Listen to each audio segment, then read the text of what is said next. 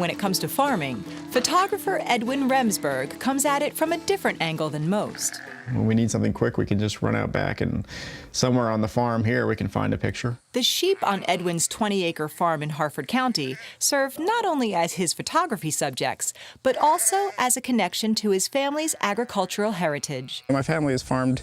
We've been in this area for 300 years and on this road for 200 years.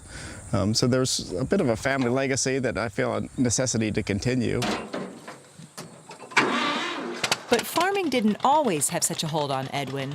After graduating from college, he wanted to get far away from his roots. I initially wanted to be a dashing, daring photojournalist traveling the world. You know, photographing, war zones and chaos all over the globe. That was my dream, to get as far away from the farm as possible.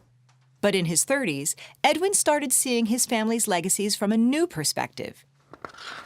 His grandfather's diaries from 1916 to 1982. And after his death, I decided I wanted to illustrate the passages from the diaries with photographs of the farm and kind of find the ghost of my grandfather. And it was this look back at the past that set in motion a plan for the future.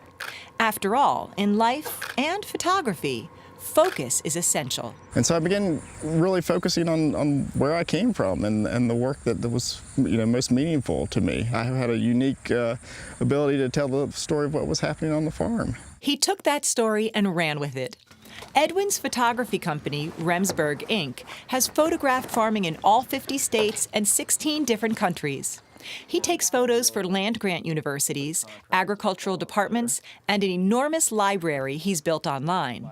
And while his scope is broad, he likes to keep his work personal. A very valuable part of what I do is hold a mirror up for people so they can see just how cool they are and just how important what they do is. As he finds his frame, Edwin also keeps the non-farming public in mind. In here, just a little bit more. As fewer and fewer people actually participate in the activities of farming, that idea of capturing not just the scene, but the spirit of why it's being done and so forth is really important.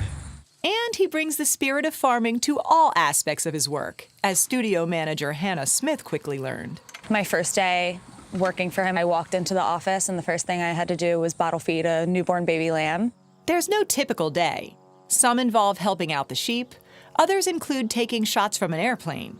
Today's assignment may not be as grandiose, but it is significant. Belvedere Farm has been in Edwin's family since 1823. It's where Edwin recreated his grandfather's diary, and you could say it's also where he launched his photography career. The first photograph of note I ever took was of this car, my grandfather's 1938 Chevy. When I was a teenager, still in high school, I took a picture of it that ended up winning awards and so forth. People were so enthralled by it that it convinced me that, well, maybe I could do this. This is something I could do. Today, Edwin plans to capture the farm's newest incarnation as a cut flower operation run by his uncle Bill Harlan. So, but don't clip. Just kind of look up from what you're doing right at me. Okay. Let's see here. While there may be no such thing as a bad angle at a blooming flower farm, Edwin is more focused on the beauty of his uncle's work. And I think that's often a story that's missed. There's a lot of beautiful pictures of farmland, but there's not many people taking beautiful pictures of farm work. And according to Bill, the hard work both in front of and behind the camera pays off. I think the subjects really appreciate seeing what they do, and they're proud of what they do.